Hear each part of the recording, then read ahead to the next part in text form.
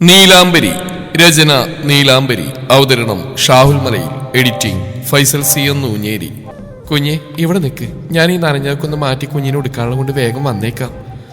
അവൾ തലയാട്ടി സമ്മതിക്കുന്നതിനൊപ്പം കയ്യിൽ നിന്ന് വാലറ്റ് തുളസി ഏൽപ്പിച്ച് വേഗം തന്നെ കുളിമുറി കയറി വാതിലടച്ച് കുറ്റിയിട്ടു.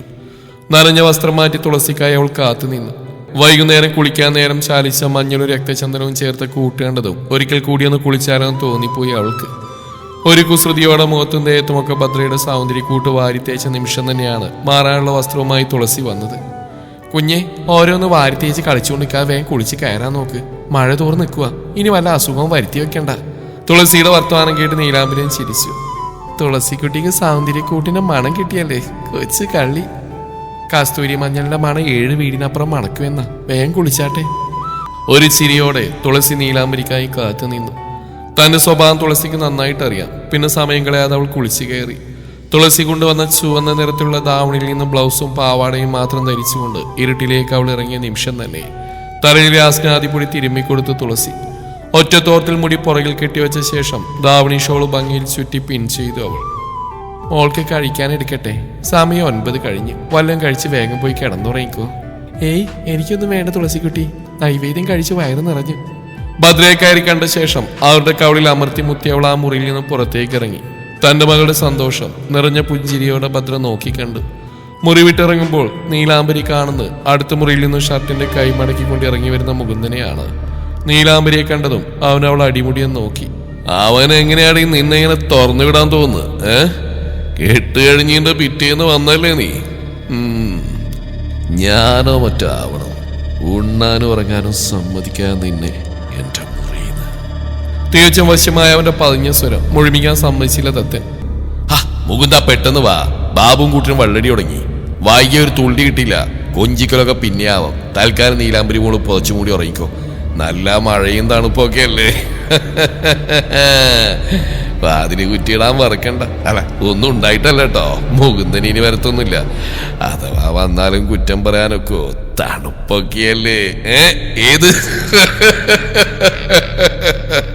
മുകുന്ദനെയും നീലാംബരെയും മാറി മാറി നോക്കി ആക്കിയ ചിരിയോടെ ദത്തം പറയുമ്പോൾ ആ മാമോ. അത് കേട്ട് മുകുന്ദൻ ഉച്ചത്തിൽ ചിരിച്ചുകൊണ്ട് വാതിൽ കടന്ന് പുറത്തേക്ക് പോയിരുന്നു. നീലാംബരി വെറുപ്പോടെ ഇരുവരെയും നോക്കിയ ശേഷം വേഗം ഗോവണി കയറി മുകളിലേക്ക് പോയി. മുറിയിലേക്ക് കടക്കുമ്പോഴും വാതിലടച്ച് കുറ്റിയിടുമ്പോഴുമൊക്കെ താഴെ നടന്നവർക്ക് അവൾക്ക് എന്തോ വല്ലാത്ത ദേഷ്യം തോന്നി. തുളസി റൂമിൽ കൊണ്ടുവച്ച വാലറ്റ് തുറന്ന് ഫോൺ കയ്യിലെടുത്ത് അവൾ കട്ടിലേക്ക് പോയിരുന്നു. ഒരു വലിയ മിന്നലോടുകൂടി ഇടിക്കൊപ്പം മഴ കനത്തതറിയെ ജനൽ തുറക്കാനായി നീട്ടെ കൈ അവളൊരു ഞെട്ടലോടെ പിൻവലിച്ചു. എന്തോ പഴയ പോലെ ഒരു ഒറ്റപ്പെടൽ അവളിൽ ഉടലെടുത്തു. ജാനുമായി പിണങ്ങിയിരിക്കാൻ ഇനി കഴിയാത്ത പോലൊരു വീർപ്പൂട്ടൽ. ആ ശബ്ദമൊന്ന് കേൾക്കാൻ ആ നെഞ്ചിന്റെ ചൂടിൽ പതുങ്ങിക്കൂടാൻ തോന്നിപ്പോയി അവൾക്ക്. പിന്നെ മറുത്തൊന്നും ചിന്തിക്കാതെ ജാന്റെ നമ്പർ ഡയൽ ചെയ്ത് കാതിലേക്ക് വെച്ചു അവൾ. 2 റിംഗിൽ തന്നെ അപ്പുറത്ത് നിറഞ്ഞു നിൽക്കുന്ന നിശബ്ദത അറിഞ്ഞതും വിശ്വസിക്കാനാവാതെ അവൾ ഫോണിലേക്ക് നോക്കി. അതെ, ഉണ്ണിയേട്ടൻ തന്നെ കോൾ എടുത്തിരിക്കുന്നു. ഉണ്ണിയേട്ടാ? 1-2 നിമിഷത്തെ നിശബ്ദതയ്ക്ക് ശേഷം അവൾ പതിയെ വിളിച്ചു. അപ്പുറത്തുനിന്ന് ഇരുത്തിയുള്ള ഒരു നിശ്വാസം കേട്ടതും അവൾ കണ്ണുകളൊന്ന് മുറുക്കി അടച്ചുപോയി. ഈ കേട്ട നിശ്വാസത്തിനൊപ്പം എപ്പോഴും തന്നെ നാസികയിലേക്ക് തുളച്ചു കയറാറുള്ള അവന്റെ മണം അവൾക്ക് വല്ലാതെ മിസ് ചെയ്തു. ഉണ്ണിയേട്ടാ, പിണക്കാണോ ഇപ്പോഴും? മിണ്ടില്ല എന്നോട്? എത്ര സോറി പറഞ്ഞു ഞാൻ, ഒരു മെസ്സേജിന് പോലും റിപ്ലൈ ഒന്നുമില്ലല്ലോ. അപ്പോഴും തികഞ്ഞ മൗനമായിരുന്നു ജാന്. അവൻ വേഗത്തിൽ ഡ്രൈവ് ചെയ്തു പോവുകയാണ്. മഴ കാരണം ഇരുളിൽ റോഡ് പോലും നേരെ കാണാൻ കഴിയാത്ത അവസ്ഥ. നീലാംബരിയെ കേൾക്കാനെന്നോണം വലത് കൈയിൽ സ്റ്റെയറിംഗ് ഒതുക്കി ഇടത് കൈയിൽ ഇയർപോഡ്സ് ചെവിയിലേക്ക് വെക്കുമ്പോൾ പെട്ടെന്ന് ഒരു ലോറി കാറിന് നേരെ ചീറിപ്പാഞ്ഞു വന്നും അവൻ വേഗത്തിൽ കാറ് വെട്ടിച്ചു മാറ്റി വലിയ ശബ്ദത്തോടെ ബ്രേക്ക് ചെയ്ത് നിർത്തി. ഉണ്ണിയേട്ടാ? വീണ്ടും നിലയുടെ നേരത്തെ ശബ്ദം. അവന്റെ ചുണ്ടിന്റെ കോണിൽ ഒരു പുഞ്ചിരി വിരിഞ്ഞു. പിന്നീട് അവൻ ശ്രദ്ധയോടെ ഡ്രൈവ് ചെയ്തു. തനിക്കായി ഒരു പെണ്ണുണ്ട്, തന്റെ മാത്രം, മറ്റാർക്കും പകർത്തു കൊടുക്കാൻ കഴിയാത്തൊരു ബന്ധം, തന്റെ ഭാര്യ. തന്റെ നെഞ്ചിന്റെ ചൂടിൽ പതുങ്ങിക്കൂടുന്ന, തന്റെ സംരക്ഷണം കൊതിക്കുന്ന തന്റെ മാത്രം നീലാംബരി. കാണാൻ തോന്നുന്നുണ്ട്, ഒന്ന് തൊടാൻ, ഒന്ന് ചേർത്ത് പിടിക്കാൻ, ആ നെറുകയിൽ ചുംബിക്കാൻ. അത്രമേൽ വാത്സല്യത്തോടെ പ്രണയത്തോടെ പൊതിഞ്ഞു പിടിക്കാൻ തോന്നുന്നുണ്ട്. ഉണ്ണിയേട്ടാ, എനിക്ക് കാണാൻ തോന്നുക. സങ്കടത്തോടെയുള്ള പെണ്ണിന്റെ സ്വരം കാതിൽ പറഞ്ഞതും അവന്റെ പുഞ്ചിരി സ്വയം നെഞ്ചിൽ തറഞ്ഞു കയറി. ഞാനും എന്റെ പെണ്ണും തമ്മിൽ ചേരില്ലെന്ന് ഏതവനാ പറഞ്ഞു? എന്റെ മനസ്സ് മന്ത്രിച്ച തന്റെ പെണ്ണിപ്പ പറഞ്ഞത്. ഉണ്ണിയേട്ടാ, ഇത് കഷ്ടമുണ്ട് കേട്ടോ, എന്നോട് മിണ്ടില്ല ഇനിയും. എനിക്ക് ശരിക്കും കാണാൻ തോന്നുന്നുണ്ട് കേട്ടോ. അവിടെ അങ്ങനെ ചിന്തയില്ലെന്ന് എനിക്കറിയാം. ഈ നിമിഷം വരെ ഒന്നും വിളിക്കാൻ തോന്നിയില്ലല്ലോ എന്നെ. കാണാൻ തോന്നുന്നുണ്ടെങ്കിൽ ഞാനുള്ളിടത്തേക്ക് വരണമായിരുന്നു. അല്ലാതെ നീ അവിടെ നിന്ന് സ്മരിച്ചാൽ പ്രത്യക്ഷപ്പെടാൻ നീ പറയാറുള്ള പോലെ ഞാൻ ട്രാക്കുളയോ വാമ്പയറോ ഒന്നല്ല, മനുഷ്യനാ. Do you understand? ഇല്ലാത്ത ഗൗരവം വാക്കിൽ കുത്തിക്കയറ്റി അവൻ പറയുകയാണ്. ഓ, അപ്പൊ നാവുണ്ടല്ലേ? ഇത്രയും നേരം അത് എവിടെയായിരുന്നു? എനിക്ക് കാണാൻ തോന്നി അത് പറയാൻ പോലും ഇയാൾ ഫോൺ എടുക്കണ്ടേ? പിന്നെ സ്മരിച്ചാൽ പ്രത്യക്ഷപ്പെടാൻ പറ്റണം. അതാണ് യഥാർത്ഥ സ്നേഹം. കഥകളിലൊക്കെ വായിച്ചിട്ടില്ലേ ഈ കാമുക കാമികയോട് പറയുന്നത്, നിനക്കെന്നെ കാണാൻ തോന്നുമ്പോഴേക്കേ കണ്ണുകളടച്ച് എന്നെ ഒന്ന് ഓർത്താൽ മാത്രം മതി, ഞാൻ നിന്റെ മുമ്പിൽ എത്തുന്നൊക്കെ കേട്ടിട്ടില്ലേ? അത്തരം പൈങ്കിളി ഡയലോഗ്സ് ഒന്നും എനിക്കറിയില്ല. ഈ ഞാൻ ചെയ്യുന്ന കാര്യങ്ങൾ മാത്രമേ പറയാറുള്ളൂ. കാണാൻ തോന്നുമെങ്കിൽ വായ തുറന്നു പറയണം. കണ്ണുകളടച്ച് നീ ഓർക്കുമ്പോൾ പ്രത്യക്ഷപ്പെടാൻ ഞാൻ... മതി മതി, മനസ്സിലായി. എൻ്റെ പൊന്നേ, ഇനി ആ പേരും പറഞ്ഞ് വഴക്കുണ്ടാക്കല്ലേ. ഞാൻ നാളെ വരാം. എനിക്ക് എൻ്റെ ഉണ്ണിയേട്ടനെ കാണാൻ കൊതിയാവുക. ശരിക്കും പറ്റുന്നില്ല ഉണ്ണിയേട്ടാ. വൈകുന്നേരം 8 മണി വരെയൊക്കെ ഞാൻ ഓക്കെ ആയിരുന്നു. 9 മണിയായപ്പോൾ കാണാൻ തോന്നുന്നു. അതെന്താ അങ്ങനെ? പെണ്ണ് ചെക്കനെ ചൊറിയുവാണ്. കിട്ടുന്നൊക്കെ വാങ്ങിക്കൂട്ടും. രാത്രി 9 മണിക്ക് ശേഷം കാണാൻ തോന്നുന്നുണ്ടെങ്കിൽ അതിന് പച്ച മലയാളത്തിലൊരു പേര് പറയും. ഞാൻ പറയുന്നില്ല. ആൾ പതുങ്ങിയൊന്ന് ചിരിച്ചു. പെട്ടെന്നാണ് ഡോറിൽ മുട്ട കേട്ടത്. ഉണ്ണിയേട്ടാ, ആരോ വാതിൽ മുട്ടുന്നു. ഞാൻ നോക്കിയിട്ട് പിന്നീട് വിളിക്കാം. വെയിന്നില്ല, കോള് കെട്ടിയണ്ട. ആരാന്ന് ചോദിച്ച് മനസ്സിലാക്കിയ ശേഷം വാതിലൊന്നാ മതി കേട്ടോ. ഞാൻ പറഞ്ഞവളൊരു മുകളിലൂടെ സമ്മതിച്ചു. ആൾ കട്ടിലിൽ നിന്ന് ഇറങ്ങി ഡോറിലേക്ക് ചേർന്ന് നിന്നു. വീണ്ടും ഉച്ചത്തിൽ ആരോ തട്ടുകയാണ്. ആരാ?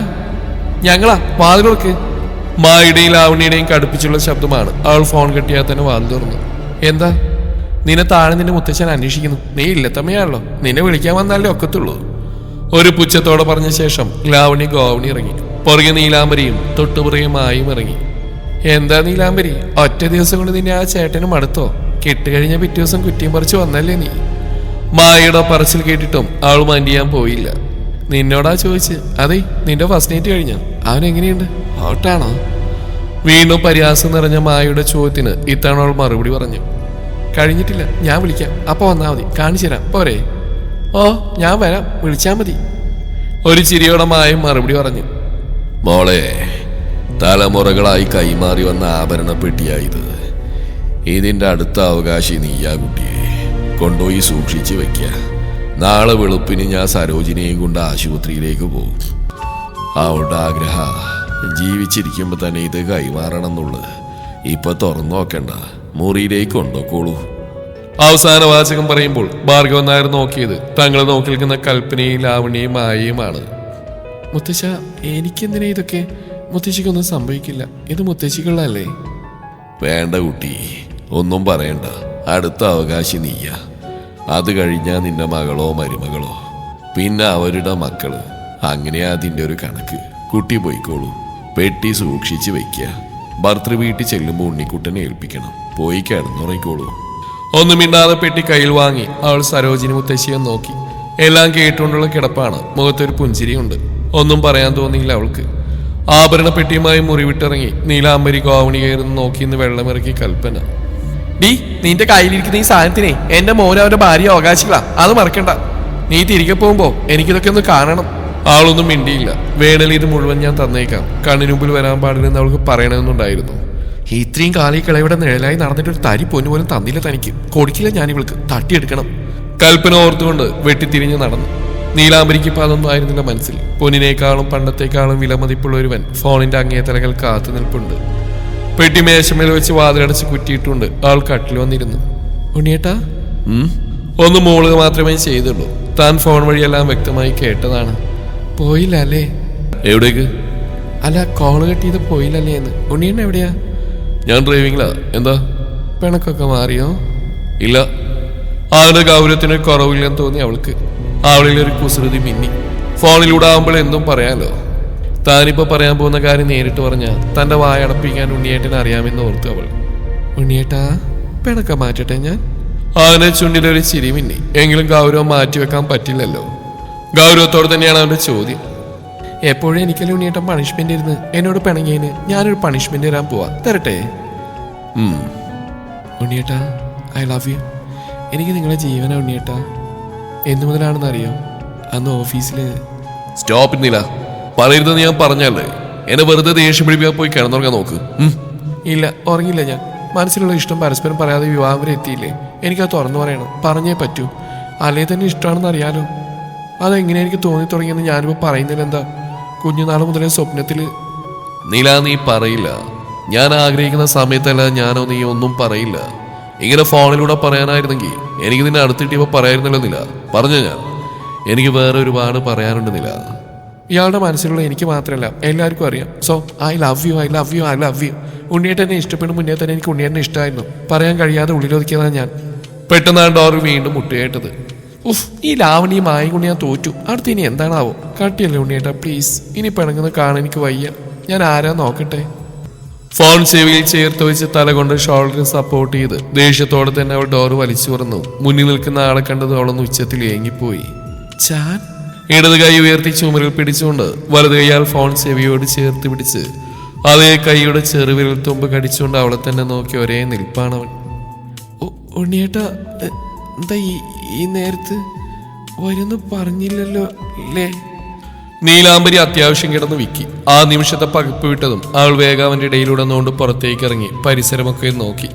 ലൈറ്റൊക്കെ ഓഫാക്കി എല്ലാവരും കിടന്ന മട്ടാണ്. എങ്ങനെ അകത്ത് കയറി? ഓ, ഡോറ് തുറന്ന് കിടന്ന് കാണും അല്ലേ? കൽപ്പനമായി തുറന്നിടാറുണ്ട് മുകുന്ദേട്ടന് വേണ്ടി. ചോദ്യവും ഉത്തരം അവൾ തന്നെ പറഞ്ഞു കഴിഞ്ഞിരുന്നു.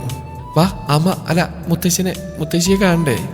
ഒരു പനിങ്ങളോട് അവൾ ചോദിച്ചു. ചെക്കനെ വിളിച്ച് മുറിയിൽ കയറ്റാൻ കൊള്ളില്ല, അതാ കാര്യം. പക്ഷെ അവൻ അപ്പോഴും അതീവ ഗൗരവത്തിൽ തന്നെയാണ്. അവളെ മൊത്തത്തിൽ കണ്ണുകൾ കൊണ്ട് ഒഴിയുകയാണ് അവൻ. അവളുടെ തലമുടിയിൽ കെട്ടിവെച്ചിട്ടുള്ള തോർത്ത് മുതൽ കാൽവിരൽ വരെ അവൻ കണ്ണുകൾ കൊണ്ട് ഒഴിഞ്ഞു. വാ, താഴേക്ക് പോവാം. ഞാൻ അവരെ കാണാനല്ല നില വന്നത്. പറയിലകത്തേക്ക് കടന്നിരുന്നു ഞാൻ. അപ്പോഴും പുറത്ത് തന്നെ നിന്ന് അവനൊരു പകപ്പോടെ നോക്കി നിന്നു നീലാംബരി. ഒരു ബ്ലാക്ക് ഷർട്ടും ബ്ലാക്ക് പാൻറ്റും ബ്ലാക്ക് ഷൂവുമാണ് അവൻ്റെ വേഷം. ഷർട്ടിന് മുകളിലിട്ടിരിക്കുന്ന ഹൂഡി ജാക്കറ്റിൽ നിന്നും വെള്ളമിറ്റ് നിലത്തേക്ക് വീഴുന്നുണ്ട്. മഴ നനഞ്ഞുള്ള വരവാണ്. ജാക്കറ്റ് ഊരി കയ്യിൽ പിടിച്ചുകൊണ്ട് അതെവിടെ വെക്കണമെന്നറിയാതെ അവനൊന്ന് ചുറ്റും നോക്കി. സപ്രപഞ്ച കട്ടിൽ കണ്ടതും അതിന്റെ മുകളിലെ ഭാഗത്തായി നിവർത്തിയിട്ട ശേഷം ഇൻസേർട്ട് ചെയ്തിരുന്ന ഷർട്ട് നിവർത്തിയിട്ടുകൊണ്ട് മുറിയാകെ കണ്ണോടിക്കുകയാണ് അവൻ. കട്ടിലിന്റെ അടുത്തുള്ള ചെറിയ മേശയിൽ നിന്നൊരു ബുക്ക് കയ്യിലെടുത്ത് മറിച്ച് നോക്കുമ്പോൾ തലതിരിച്ച് നീലാംബരിയെ നോക്കിയവൻ. ആ നോട്ടം വീണ്ടും ഒരു ഏങ്ങനെ അവിടെ വായിൽ വന്ന് വാ മൂടിക്കെട്ടിയവൾ. ഷൂ അഴിച്ച ശേഷം സോക്സ് ഊരി ഷൂവിനകത്തേക്ക് വെച്ചുകൊണ്ട് അവൻ ഒരിക്കൽ കൂടി അവളെ നോക്കി. അവന്റെ പ്രവൃത്തിയൊക്കെ വീക്ഷിച്ചുകൊണ്ട് ടെൻഷനിൽ കൈകൾ കൂട്ടി തിരുമുകയാണ് നീലാംബരി. കയറുന്നില്ലേ? എന്താ?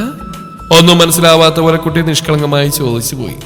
അകത്തേക്ക് കയറുന്നില്ലേ എന്ന് അവനൊന്ന് കടുപ്പിച്ചു. കയറണോ? ആ ചോദ്യം കേട്ട് അവൻ പുറത്തേക്ക് നോക്കി. പതിയെ അവൾക്കടുത്തേക്ക് നടന്നെടുത്തുകൊണ്ട് ഇടുപ്പിൽ കൈകുത്തി നിന്ന് ചുറ്റുമൊന്ന് കണ്ണോടിച്ചു. നിനക്കിവിടെ നിലത്തിയെടുക്കാൻ വല്ല പ്ലാനും ഉണ്ടോ? എനിക്ക് എവിടെയാലും പ്രോബ്ലം ഇല്ല. I only need A very little space four. എന്തിനാ കുഞ്ഞു സ്പേസ്? കിടക്കാനാണോ? അവനെ പറഞ്ഞു പൂർത്തിയാക്കാൻ അനുവദിക്കാതെ അവൾ പിടപ്പോടെ ചോദിച്ചു പോയി. അല്ല, കളിക്കാൻ. അകത്തേക്ക് കയറുന്നില്ല. അവൻ ചെറുതായി ഒന്ന് ശബ്ദമുയർത്തിയതും അവൾ അകത്തേക്ക് കയറിയ നിമിഷം തന്നെ ചെക്കൻ ഇരുപാടി വാതിൽ വലിച്ചടച്ചു. How does its lock system work? Door lock ചെയ്യാൻ നോക്കിയാണ് ഞാൻ. അങ്ങോട്ട് മാറി. ഈ ലോകത്തുള്ള എല്ലാവരെയും ഇംഗ്ലീഷുകാരന് ഒരു കഥ കിടക്കാറില്ല എന്ന് വെച്ചാ അവരെ ഒന്ന് തള്ളി മാറ്റി അവൾ വാതിൽ കുറ്റിയിടാൻ തുടങ്ങി. ശരിയാ, എനിക്കറിയില്ല. കേരളം ഉണ്ടായ കാലത്തെയല്ലേ നിന്റെ ഈ തറവാട്. അല്ലാതെ എന്റെ തന്ത ശിവനാഥ് മേനോൻ പണിത കൊട്ടാരൊന്നുമല്ലല്ലോ ഇത്. ഓ, മലയാളമൊക്കെ വരുന്നുണ്ടല്ലോ. നമുക്ക് ഇംഗ്ലീഷ് മതി കേട്ടോ. ഉണ്ണിയേട്ടൻ മലയാളം പറഞ്ഞ പണി കിട്ടുമെന്ന് കിരണേട്ടൻ പറഞ്ഞിരുന്നു. എനിക്കിനി വഴക്കൂടി പിണങ്ങാൻ വയ്യ എൻ്റെ പൊന്നെ. പറഞ്ഞുകൊണ്ട് വാതിലടച്ച് വലിയ താഴ് പിടിച്ചിട്ട ശേഷം കുറ്റിയിട്ട് തിരിഞ്ഞതും തൊട്ടില്ലെന്ന പോലെ അവൻ അവൾക്കടുത്തേക്ക് ചേർന്ന് നിന്നു. ഇടത് കൈ വാതിലിന് മുകളിലായി വെച്ചുകൊണ്ട് വലത് കൈയാൽ താടിയൊന്ന് തടവി അവൻ അവളുടെ കണ്ണിലേക്ക് നോക്കി നിന്നു. എന്നോട് അന്ന് എന്തിനാ അങ്ങനെ ചെയ്തെന്നില്ല? ഉണ്ണിയേട്ടൻ എന്നെ കേട്ടില്ലല്ലോ. ചോദിച്ചു എന്നോട്. അവരുടെ മുമ്പിൽ വെച്ച് എന്നെ വഴക്ക് പറഞ്ഞില്ലേ?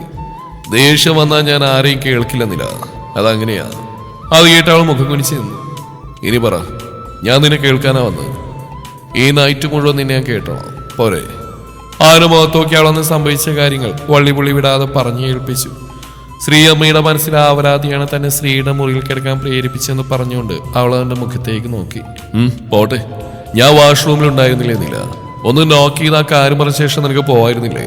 അറിയോ നിനക്ക് വേണ്ടി ഡോർ പോലും അടക്കാതെ ഞാൻ കാത്തുനിന്ന്. I fell sleep. ആ സമയത്താ ആവണി മുറി കയറി വന്ന്. നീയാണെന്ന് കരുതി ഞാൻ അവളെ ബെഡിലേക്ക് വലിച്ചിട്ടു. അവളെ ഹഗ് ചെയ്തു. അപ്പോഴേക്കും നിന്റെ മണതല്ലെന്ന് എനിക്ക് മനസ്സിലായി. What if I had kissed her? പോട്ടെ, നൈറ്റ് ഫുൾ ആ റൂമിൽ എൻ്റെ ഒപ്പം അവൾ കിടന്നിരുന്നെങ്കിലോ? She could have told any lie she wanted. അവൾ പറഞ്ഞ ആരും വിശ്വസിക്കും ഉണ്ണിയേട്ടാ, ആരും വിശ്വസിക്കില്ല, ആരും കേൾക്കില്ല, ഞാൻ ഒരിക്കലും കേൾക്കില്ല. എനിക്ക് എൻ്റെ ഉണ്ണിയേട്ട എന്നെക്കാൾ വിശ്വാസമാണ്. അവനൊരു നേരത്തെ പുഞ്ചിരിയോടെ അവൾ തന്നെ നോക്കി നിന്നു. മുഖം താഴ്ത്തി തന്നെ നോക്കി കിടക്കുന്നവന്റെ കണ്ണിൽ നോക്കാൻ കഴിയാതെ അവൾ മുഖം കുനിച്ചുകൊണ്ട് കൈവിരലുകളാൽ തന്റെ ഫോണിനെ തഴുകി അങ്ങനെ നിന്നു. കൈ നീട്ടി അവൻ അവളുടെ കയ്യിലേക്കൊന്ന് തൊട്ടുകൊണ്ട് അവളുടെ ഇടത് കൈയിൽ പതിയെ പിടിച്ച് അവനിലേക്ക് അടുപ്പിച്ചു. ശേഷം നെഞ്ചിലേക്ക് അമർത്തി വാരിപ്പുണർന്നുകൊണ്ട് നെറ്റിയിൽ ചുണ്ടുകൾ അമർത്തി. സോറി അവൻ പറഞ്ഞതിന് അവൾ പുഞ്ചിരിയോടൊന്ന് മോളുക മാത്രമേ ചെയ്തുള്ളൂ. മഴ വല്ലാതെ ശക്തി പ്രാപിച്ചു. പുറത്ത് വീശിയടിക്കുന്ന കാറ്റ് ഭീതി പടർത്തിക്കൊണ്ട് അലമുറയിടുമ്പോൾ ഒപ്പം വലിയ ശബ്ദത്തിൽ ഇടിയും മുഴങ്ങുന്നുണ്ടായിരുന്നു. കിടക്കേണ്ടതില്ല.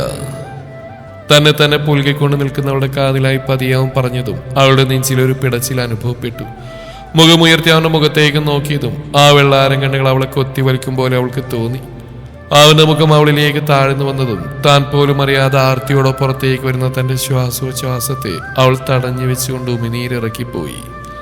അവളുടെ ചുണ്ടിലേക്ക് നോക്കി താഴ്ന്നു വന്നവന്റെ കണ്ണുകൾ ഒരു വേള അവളുടെ ഉമിനീർ കടന്നു പോകുന്ന തൊണ്ടക്കുഴിയിലേക്ക് പതിഞ്ഞതും വേഗം തന്നെ അവിടേക്ക് ചുണ്ടുകൾ അടുപ്പിച്ചുകൊണ്ട് അവിടെ മാകം നുണഞ്ഞു തുടങ്ങിയിരുന്നു ജാൻ. അവളിൽ നിന്നൊരു ചെറുമൂളിൽ കേട്ടത് മുഖമുയർത്തി പതിയെ ചോദിച്ചു അവൻ. എന്താ വേറൊരു സ്മെല്ല്, വല്ലാത്തൊരു മണം. The smell of A turmeric. കണ്ണുകൾ ചുരുക്കാൻ ചോദിച്ചു. അത് ഞാൻ തേച്ചതാ, കസ്തൂരി മഞ്ഞൾ രക്തചന്ദനവും. അമ്മയുടെ സൗന്ദര്യക്കൂട്ടാ. മഞ്ഞളാന്ന് ഉണ്ണിയേട്ട എങ്ങനെ മനസ്സിലായി? Turmeric coffee is one of my favourite drink. Oh, iced tea, turmeric coffee, black coffee, ഇനി വേറെന്താ ഫേവറേറ്റ് ഡ്രിങ്ക്സ്? ആൾ കുസൃതിയോടെ ചോദിച്ചു. പറയട്ടെ? അവനും കുറുമ്പോടെ അവളെ നോക്കി ചോദിച്ച നിമിഷം പെണ്ണിന്റെ ഉടലാകെ പൊതിഞ്ഞുകൊണ്ട് വീണ്ടും ഒരു വെപ്രാളം തലപൊക്കി. വേണ്ട, ഞാൻ വെറുതെ ചോദിച്ചതാ. വേഗത്തിൽ തന്നെ പറഞ്ഞുകൊണ്ട് അവളൊന്ന് അകന്നു മാറിയ നിമിഷം തന്നെ പെട്ടെന്നാണ് ശക്തിയിലൊരു ഇടിവെട്ടിയത്. ഒപ്പം കറണ്ടും പോയിരുന്നു. ഇത്തവണ അവൻ തന്നെ അവളെ വലിച്ച് നെഞ്ചിലേക്ക് ഇട്ടു. ആ കിടക്കാം, പക്ഷെ വേറൊന്നും വേണ്ട കേട്ടോ. പറയാതെ നിവൃത്തിയിൽ നിന്ന് തോന്നി പറഞ്ഞു പോയതാണ്. വേറെന്താ? ഒന്നും മനസ്സിലാവാത്ത പോലെയുള്ള അവന്റെ ചോദ്യം വന്നു. അത് ഉണ്ണിയേട്ടാ, ഈ തറവാട്ട് വെച്ച് നമ്മൾ തമ്മിൽ വേറെ. പറഞ്ഞു കഴിയും മുമ്പ് തന്നെ അവനൊന്ന് ഇരുത്തി മൂളി. ആദ്യം നീ നിന്റെ അത്ഭുത വിളക്കം തെളിയിക്കുക. നിന്റെ ഈ മുഖം ഞാനൊന്ന് കാണട്ടെ. മനസ്സിലുള്ള കാര്യം മുഖത്ത് നോക്കി പറയുന്നത് എനിക്കിഷ്ടം. അല്ലാതെ നിന്നെ പോലെ ഫോൺ വഴി വിളിച്ചു പോകാൻ എനിക്ക് പറ്റില്ല. ഞാൻ എന്ത് വിളിച്ചു എന്നാ പറഞ്ഞുകൊണ്ട് അവൾ പതിയെ നടന്ന് ടേബിൾ വെച്ചിരുന്ന റാന്തൽ വിളക്ക് തെളിയിച്ചു. തറവാട്ടിൽ പണ്ട് മുതലേ ഉപയോഗിച്ചിരുന്ന എണ്ണവിളക്കായിരുന്നു അത്. കത്തിച്ച ശേഷം അതിലേക്ക് നീളത്തിലുള്ള ഗ്ലാസ് എടുത്തു വെച്ച് അവൾ തിരിയുടെ വലിപ്പൽപ്പം കൂട്ടി പ്രകാശം വർദ്ധിപ്പിച്ചു. അപ്പോഴേക്ക് അവളുടെ മുടിയിൽ കെട്ടിവെച്ചിരുന്ന തോർത്ത് പുറകിൽ നിന്നും ജാൻ അഴിച്ചെടുത്തിരുന്നു. ദാവണി ഷോളിനിടയിലൂടെ അവൻ ഇടത് കൈ വയറിലേക്ക് അരിച്ചിറങ്ങുന്നു. അഴിഞ്ഞു വീണ് അവളുടെ മുടിയിലേക്ക് മുഖം പൂഴ്ത്തി അവൻ ആഞ്ഞു മണക്കുന്നു മറിയെ നീലാംബരിയുടെ കൈ വിളക്കിന്റെ തിരി താഴ്ത്തുകയും ഉയർത്തുകയും ചെയ്തുകൊണ്ടിരുന്നു. തുടരും ഈ കഥയുടെ ബാക്കി ഭാഗം നാളെ ഇതേ സമയം.